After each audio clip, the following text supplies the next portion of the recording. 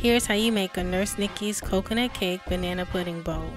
First, you need one packet of banana pudding, one banana chopped up, one packet of Chessman butter cookies, and those Nilla wafers, baby, and some whipping cream, and 2 cups of 2% milk. You're going to put that packet of Jello in there, add your 2 cups of 2% milk, let it mix in there and combine well, get nice and thick like that. Then you want to take your Nilla wafers and crush them up.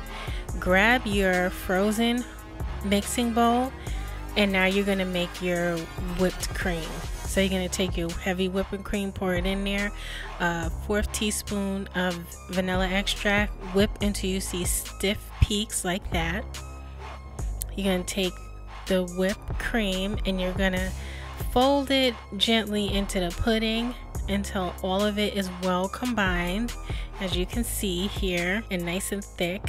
You're going to take your Nilla wafers, place them on the bottom of the bowl, which along with your bananas, then your banana pudding, and then you're going to repeat the process again. Nilla wafers, and then your bananas and banana pudding. Isn't that just like creamy? Then you're gonna top that with your Nilla wafers and some more bananas, and then your slice of Nurse Nikki's banana coconut cake, boo boo. Heat it up for 10 to 15 seconds.